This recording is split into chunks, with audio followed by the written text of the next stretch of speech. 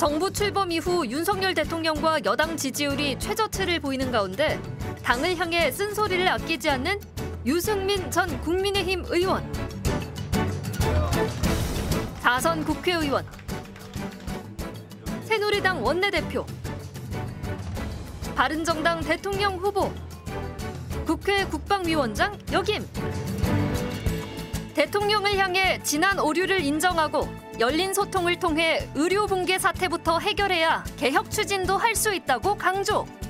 의료 붕괴 사태 이 문제를 빨리 해결하지 않으면 이 정권이 하고 싶은 다른 개혁조차도 할 수가 없는, 될 수 있으면 하여튼 오픈된 상태에서 모든 가능성이 열려있는 상태에서도 대통령과 여당이 이렇게 뭔가 대화를 하고 거기에 합의를 도출해서 그걸 갖고 야당을 설득하고, 이게 제대로 된 진정한 정치죠. 유승민 전 의원이 생각하는 의정 갈등 해법과 전국 전망, 집중 분석합니다. 정부 출범 이후 당정 지지율이 최저치를 기록하면서 국민의힘 당내 위기가 고조되고 있습니다. 이런 가운데 오는 24일 윤석열 대통령과 국민의힘 한동훈 지도부의 만찬 회동이 예정돼 있는데요. 유승민 전 국민의힘 의원과 얘기를 나눠보겠습니다. 유 전 의원님 안녕하십니까? 예, 안녕하십니까? 네, 정부 출범 이후 윤 대통령과 당 지지율 모두 최저치를 보여주고 있습니다. 네. 최근 사회 관계망 서비스 SNS에 지지율과 관련해 이대로 가면 망한다는 민심의 무서운 경고다라고 지적한 바가 있습니다. 현재 상황을 그만큼 심각하게 보고 있는 겁니까? 예, 저는 심각하게 봅니다. 뭐라 그럴까요? 뭐 한 걸음 더 나가면 이제 낭떠러지 같은 그런 느낌이 굉장히 강하게 오고요. 저는 굉장히 심각하게 보는데, 과연 윤석열 대통령이나 우리 당에서 지금 이 민심 이반 상황을 얼마나 진짜 심각하게 느끼는지, 그래서 뭔가 정말 쇄신을 해야 된다 이렇게 생각하는지 제가 그거는 잘 모르겠습니다. 왜냐하면 총선이 끝난 지 얼마 안 돼가지고 국회의원 되신 분들은 아직 뭐 총선이 한참 남았고, 또 우리 윤석열 대통령께서는 지난 2년 반 동안 뭐라 그럴까요? 굉장히 낮은 이 지지율, 이런데 뭔가 나쁜 의미에서 익숙해진 것 같은 느낌이 들어서 지금 현재 이런 민심을 가지고 이런 지지율을 가지고 앞으로 2년 반 넘게 남았잖아요. 앞으로 남은 임기 동안 정말 국정을 이끌어갈 동력이 있을까, 저는 굉장히 심각하게 봅니다. 대통령과 당도 뭐 그렇게 생각해야 된다고 저는 봅니다.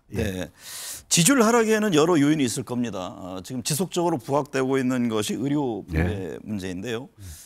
모레 윤 대통령과 한동훈 대표 만남이 있습니다만 여당과 정부 간의 의정 갈등 해법에 대한 견해차가 있습니다. 당장 내년이죠. 2025년 정원조정 문제까지 테이블에 올리는 문제를 두고도 엇갈리고 있는데, 이 문제는 어떻게 풀어가야 합니까? 일단 내일 모레 저녁에 대통령과 한동훈 대표 만나면 최소한 이 의정 갈등 이 문제에 대해서, 의료 붕괴 이 문제에 대해서는 뭔가 해법에 대해서 두 사람이 합의를 당연히 해야 된다고 저는 생각합니다. 그런데 2025년의 정원, 당장 내년 정원이고 지금 수시 모집 다 끝난 상태 아닙니까? 내년에 의과대학 정원을 4,610명의 신입생을 선발하겠다고 이미 정부가 약속을 한 상태에서 이제 정부는 그거는 못 건드린다 그러고, 뭐 한 대표나 또 전공의들은 그것까지도 원점에서 논의하자 이러고 있지 않습니까? 제가 보기에 2025년 의대 정원을 만약 축소하거나 조정할 생각이 있었다면 대통령이나 정부가 진작 했어야죠. 그리고 당도 진작 이야기했어야죠. 지금은 수시 접수 다 끝난 상태이기 때문에 저는 현실적으로 굉장히 어렵다고 보는데, 그럼에도 불구하고 만약 2025년 내년도 정원을 건드릴 생각을 만약 한다면 저는 대한민국에서 지금 그걸 할 수 있는 사람은 딱 한 사람, 대통령밖에 없다. 왜냐? 윤석열 대통령께서 그거는 자신이 2,000명을 고집해가지고 생긴 문제고 지난 7개월 넘는 시간 동안 아무것도 안 했단 말입니다. 거기에 대해서. 그래 여기까지 끌고 왔어요. 그러면 본인이 그 문제에 대해서 진짜 사과하고 수험생이나 학부모들한테 진짜 읍소하고 이해를 구하고 각 의과대학 전국에 40개가 넘는 의과대학에 내년에 좀 조정해서 뽑자. 그렇게 해도 소송이 줄 소송이 이어질 겁니다. 네. 소송하면 질 거고요. 네. 그럼에도 불구하고 그걸 한다면 이제 대통령밖에 못 하는데 네. 2025년은 현실적으로 너무 뒤늦은 감이 있고 벌써 활이 시위를 떠난 감이 있는데 2026년 문제는 그거는 당연히 원점에서 논의할 수 있는 문제고 네. 오늘 그 복지부 장관도 뭐 원점에서 의료계가 뭐 합리적인 안을 내면 이런 전제를 붙여가면서 하는데 저는 2026년 문제만큼은 아주 전제 조건 없이 네. 백지에서 그러면 논의하자. 그러니까 전공의들 어디 대학병원 교수님들 다 이 협상 테이블에 대화 테이블에 좀 제발 오시라. 이래가지고 뭔가 대화가 시작됐으면 좋겠고 의료 문제는요. 네. 저도 최근에 이것저것 많이 들여다보고 많이 사람을 만나고 했는데 우리 같은 비전문가가 의료 문제의 해법을 그냥 테이블에 앉아가지고 이야기하기에는 우리나라 의료 시스템이 굉장히 싸고 효율적이고 아주 치료도 잘하고 이렇게 돼 있지만 그 밑에 골마 터진 문제가 굉장히 오랫동안 누적된 게 있어요. 그게 네. 응급의료, 필수의료, 지역의료 다 그렇습니다. 그래서 지금 당장은 2025, 26년에 의대 정원 가지고 이제 그 교착 상태에 빠졌지만 사실은 건강보험 재정 문제나 필수 지역 응급을 어떻게 살리느냐, 근본적인 해법이 뭐냐 이런 거를 논의하려면 저는 이거는 굉장히 시간이 좀 걸리기 때문에 정부가 의료계를 진짜 대화의 파트너로 진정한 대화의 파트너로 생각하면서 이런 거를 풀어나가야 되고 그러려면 제가 보기에 그동안 이 문제에 대해서 굉장히 국민한테 고집을 부리고 잘못해온 대통령부터 사과를 하시고 총리나 보건복지부 장차관은 저는 경질을 했으면 좋겠어요. 그러니까 말씀하신 대로 여야 의정 협의체 아직 출발을 못 하잖아요. 못하죠. 그러니까 정치권에서 대통령 사과, 복지부 장차관 경질 문제가 선행돼야 한다는 건데 그 점이 필요하다는 말씀이신 저는 거죠? 당연히 필요하다고 봅니다. 네. 왜냐하면 조경 장관이나 박민수 차관이 그 두 분이 낙수 효과가 어떻고 2,000명이 과학적인 근거가 있다 그러고 막 대화의 문을 닫는 그런 걸 많이 했거든요. 네.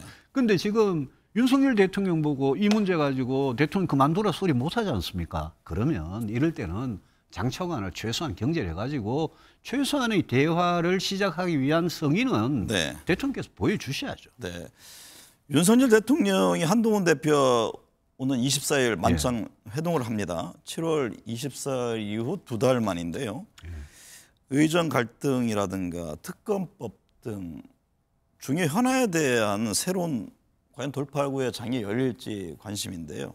어떤 점을 주목하고 계세요? 저는 최소한 아까도 강조했지만 최소한 의정 갈등에 대한 두 사람의 합치된 해법 그거는 반드시 나와야 되고요. 네. 특검법 같은 데 대해서는 아마 김건희 여사 특검법이든 최상병 특검법이든 특검법에 대해서는 두 사람 간의 그 합의가 네. 나오기가 저는 뭐 쉽지는 않을 거라고 봅니다. 뭐 제 개인적인 의견은 당연히 저는 정책에 관한 특검은 이거는 거부권을 행사해도 좋지만 대통령이나 대통령 본인이나 배우자가 관련된 김건희 여사 특검법이나 최상병 특검법 같은 거는 이거는 저는 거부하면 안 된다는 저는 생각이에요. 근데 네. 그 문제에 대해서는 한동훈 대표 그분이 이번에 전당대회에서 당대표가 되면서 최상병 제3자 특검 추천안을 가지고 국민한테 약속을 한 부분이 있지 않습니까? 네. 그리고 김건희 여사 같은 경우에는 지금 뭐 디올백이나 주가 조작 문제뿐만이 아니라 공천 개입이다 이러면서 뭐 여러 가지 의혹들이 한꺼번에 계속 터지고 있지 않습니까?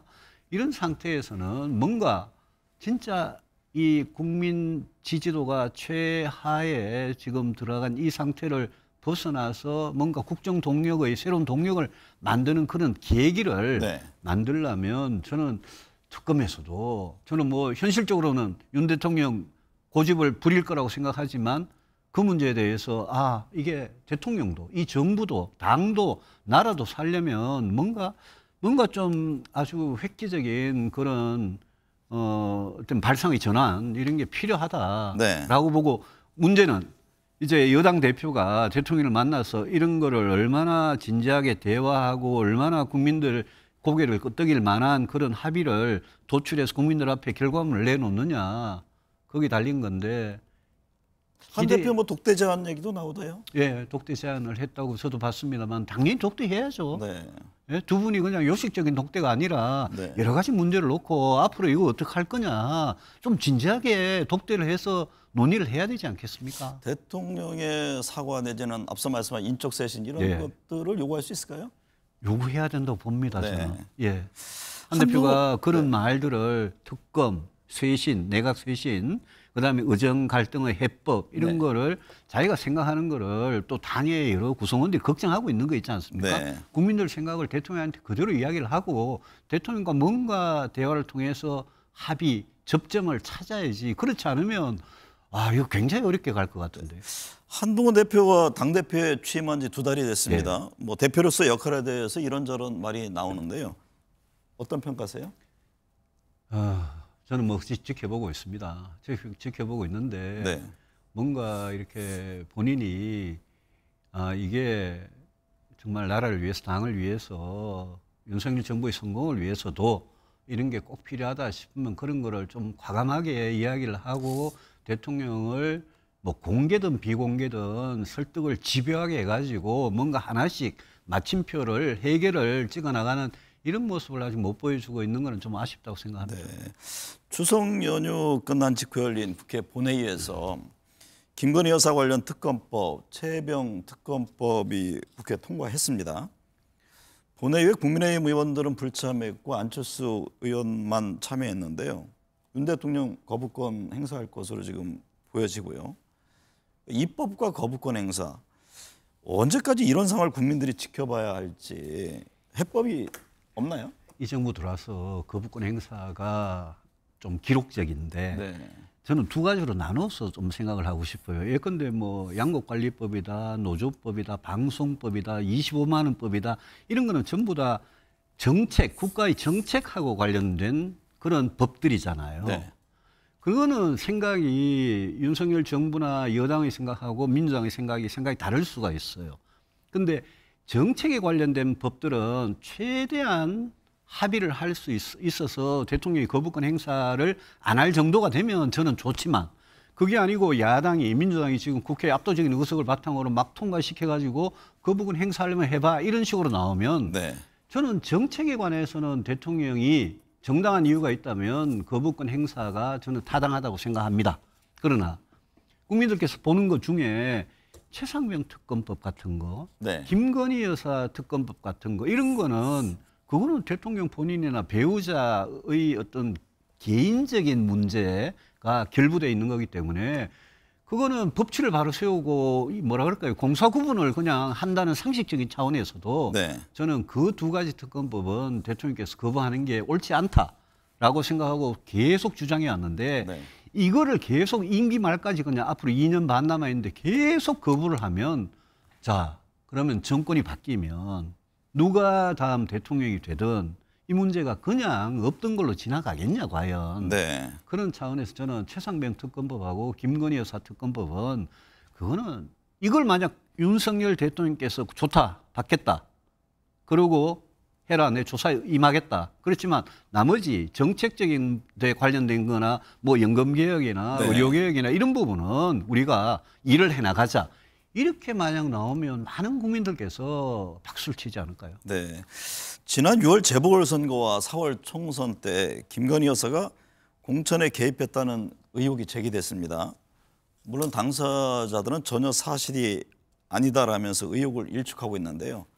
이 문제는 어떤 시각으로 보고 계세요? 증거가 물증이 뭐 이렇게 충분히 나오기 전에는 말씀드리기 참 조심스러운데요. 국민 여러분께서 이제 아시는 대로 박근혜 전 대통령의 공직선거법 위반 사건에 거기 박근혜 대통령한테 징역형 45년 징역형을 구형하고 22년의 확정 판결이 나왔지 않습니까? 그중에 2년 징역형이 공직선거법에 관한 겁니다. 네. 그게 바로 국정원 특활비로 불법 여론조사를 했다 하고 그걸로 공천에 개입한 이 사건이거든요. 그래서 불법적인 또 아주 특권을 남용하는 그런 어떤 공천 개입에 관한 문제는 저는 만약 어느 정도 국민적 의혹이 제기되고 물증이 조금씩 나오기 시작하면 그러면 저는 당연히 이거는 검찰이나 공수처가 수사해야 될 사안인데 네. 그걸 수사를 만약 안 하면 그러면 또 그게 김건희 여사 특검법에 포함이 되겠죠. 네. 저는 이 문제는 저도 여기저기에서 많은 이야기를 들었습니다만은 그게 2022년 3월에 대통령 선거가 되고 당선이 되고 그 직후에 지방선거 있었고 국회의원 재보궐선거가 있었고 또 올해 초에 올해 봄에 또 총선이 있었지 않습니까? 네. 거기에 만약 선출되지 않은 권력인 대통령 배우자가 공천에 개입하고 공천이라는 게 사실 어떻게 보면 이 정치 민주당이든 우리 국민의힘이든 정당 안에 공천이라는 거의 대부분이거든요. 네. 그러니까 엄청난 정치 개입이에요, 이게. 만약 대통령 배우자가 그런 데 개입했다면 저는 그거는 원칙대로 그거는 네. 수사를 엄정하게 해야 된다. 네. 그런 생각입니다. 여야 정치권의 금융 투자 소득세 등 세제 정책을 둘러싼 논란이 한창입니다.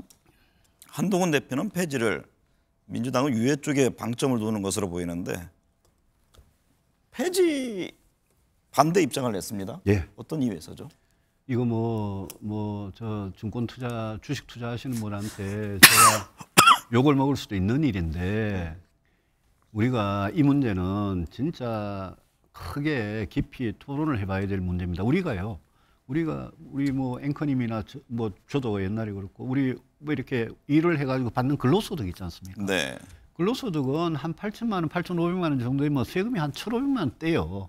그리고 8단계나 돼가지고 세율이 굉장히 48%까지 높아요. 네. 근데 금융 투자로부터 발생하는 소득, 주식이나 채권이나 펀드나 이런 거 사가지고 발생하는 소득에 대해서는 그동안 안 했죠. 거래소만 매겼죠. 근데 지난 국회에서 여야 합의로 금융 투자 소득, 이런 금융 소득에 대해서도 이 과세의 형평성, 주세의 정의, 형평 차원에서 세금을 매기자라고 다 합의를 한 겁니다. 네. 외국도 미국, 독일, 일본 다 하고 있는 제도입니다. 그래서 윤석열 대통령께서 금투세를 폐지하는 게 마치 글로벌 스탠다드다 이러는데 전혀 사실이 아니고요. 네. 우리가 지금 공매도도 굉장히 오랫동안 금지하고 있잖아요.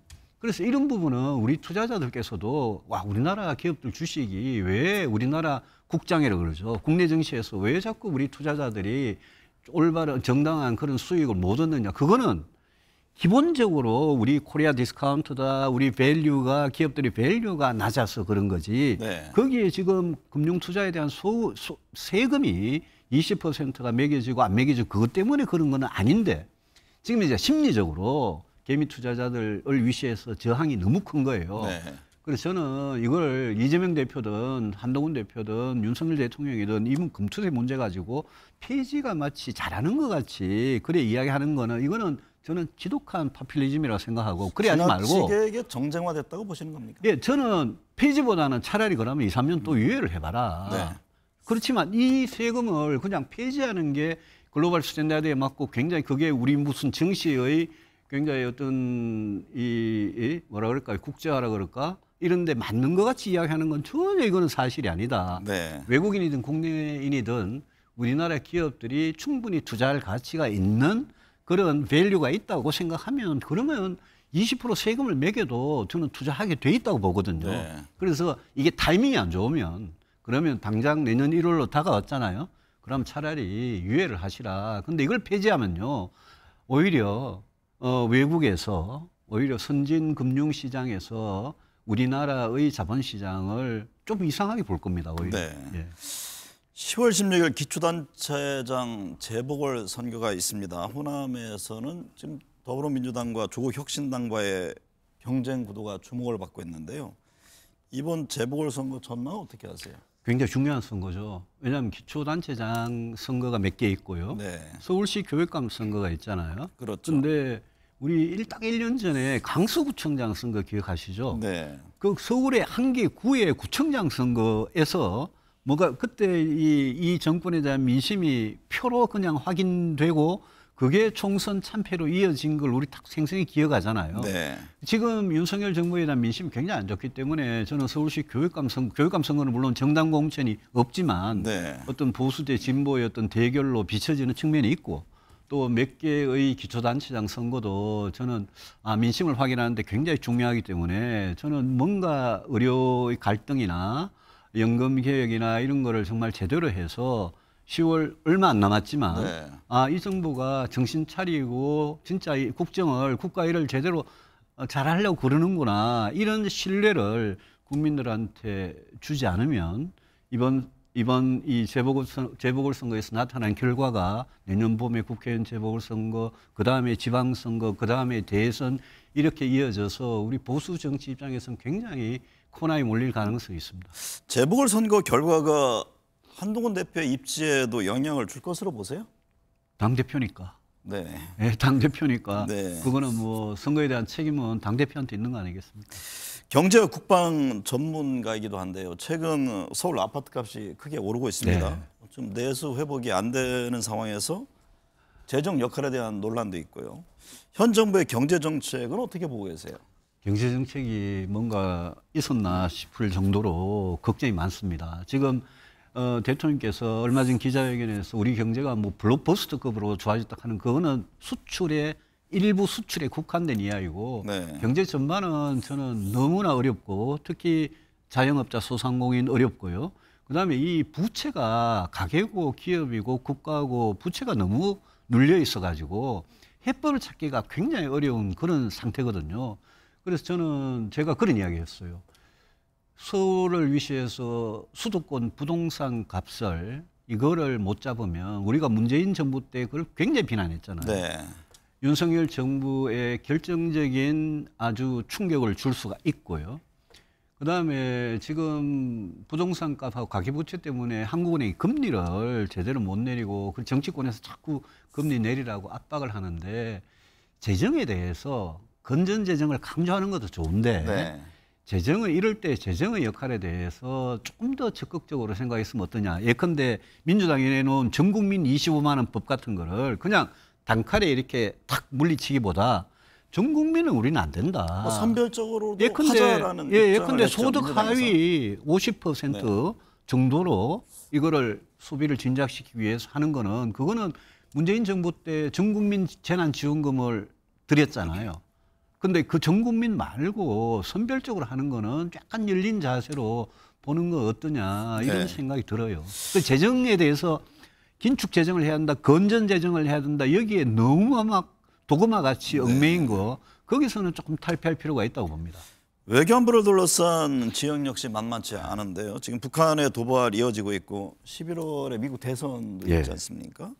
어떤 대응이 필요할까요? 미국 대선에서 해리스가 될지 트럼프가 될지 가능성 50대 50이라고 생각하고 저는 대비한다고 보고요. 네. 최근에 체코 가셔가지고 우리는 자체 핵무장 없이도 북한의 핵에 대해서 충분히 대비할 수 있다고 말씀을 하시던데 영어로 암체어 워리어라는 말이 있습니다. 우리 방구석 여포 비슷한 건데요. 이 안보에 대해서 저는 만약 트럼프가 이기게 되면 이거는 굉장한 변화가 올 거라고 보고 트럼프가 이기는 순간 바이든 대통령하고 윤 대통령이 맺었던 워싱턴 선언이나 여러 가지 핵 억제에 관한 약속들은 그냥 하루아침에 휴지 조각이 될 가능성도 있기 때문에 지금은 우리 정부가 입장을 굉장히 신중히 가지면서 어느 누가도 할 수 있는 플랜 A와 플랜 B를 동시에 가져가야 되고 이거는 뭐 지금 국방부에서 강하게 즉강 끝이라고 막 그러는데 말만 그렇게 할 게 아니라 우리 지금 오물풍선 하나 아무 대비도 못하고 있지 않습니까? 그 외교안보 차원에서도 지금 뭐 먹고 사는 문제가 워낙 우리 국민들은 힘듭니다만은 외교안보 차원에서도 걱정하려면 걱정이 정말 한두 개가 아닙니다. 의료 대란은 이어지고 아파트 가격은 오르고 내수 경기는 어렵고 북한의 도발은 지속되고 있습니다. 차가워진 민심을 어떻게 데워야 할지 정부 여당이 풀어가야 합니다. 오늘 함께해 주셔서 감사합니다. 감사합니다.